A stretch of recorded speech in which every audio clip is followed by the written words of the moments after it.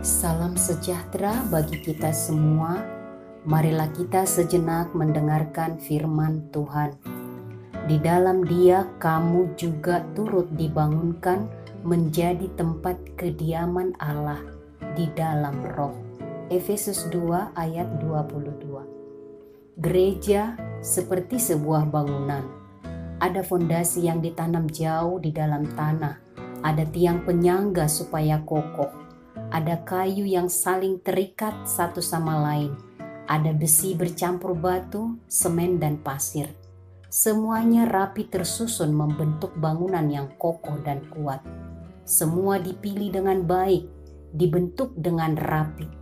Tujuannya supaya bangunan itu kuat, tahan lama, kokoh, walau badai, hujan dan gempa mengguncang bangunan itu, tetap berdiri teguh. Begitulah para arsitek merancang dan tukang bangunan bekerja dengan cermat sesuai instruksi arsiteknya. Tuhanlah arsitek kita sebagai gereja, dan Dia jugalah batu penjuru hidup gereja. Jemaat di Efesus dibangun dan dibentuk oleh sang arsitek agung itu, dengan para rasul dan para nabi sebagai tukang bangunan, dan Kristus menjadi batu penjurunya. Selanjutnya kita orang Kristen masa kini sebagai gereja dibangun dalam persekutuan orang percaya oleh Yesus Kristus. Kita dipilih dan dipanggil menjadi bagian dari bangunan itu. Dahulu kita tidak layak karena berada dalam ikatan dosa. Namun oleh Yesus Kristus kita dibebaskan dari ikatan rantai dosa itu dan dilayakkan menjadi bagian dalam bangunan itu.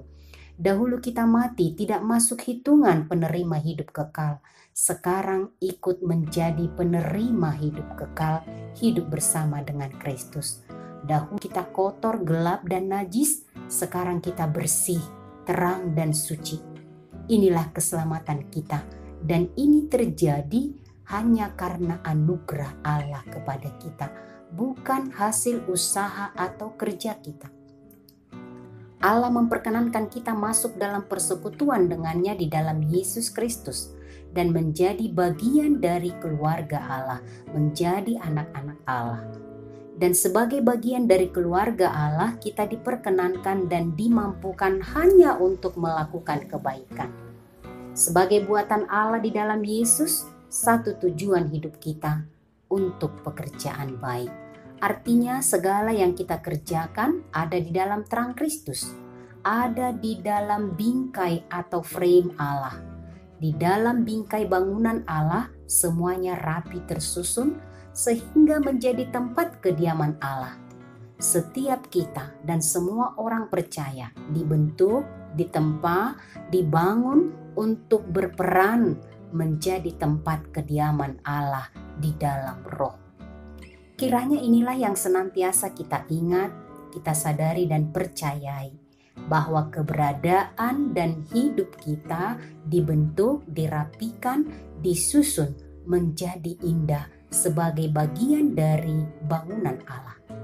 Kita seperti puzzle, masing-masing kita dibangun, dibentuk untuk saling melengkapi satu sama lain di rumah Tuhan karena Yesus Kristus. Menjadi bangunan yang indah, persekutuan yang indah, rumah kediaman Tuhan. Karena itu, pastikan dalam terang Tuhan bahwa rumah kediaman Tuhan itu bersih dari tikus pencuri, bersih dari rayap yang merusak dinding bangunan. Pastikan dengan kuasa kasih Kristus yang utama dan tiang penyangga hidup gereja, hidup persekutuan. Ada cinta kasih, kemurahan, keramahan, dan keterbukaan kepada sesama. Di dalam Dia, kamu juga turut dibangunkan menjadi tempat kediaman Allah di dalam Roh. Amin. Mari kita berdoa.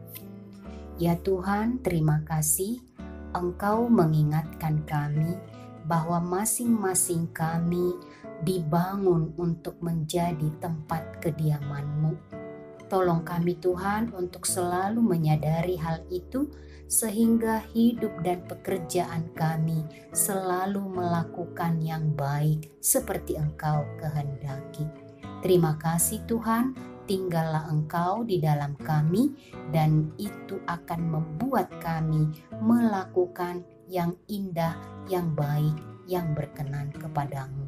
Di dalam nama Yesus kami berdoa. Amin. Tuhan Yesus memberkati.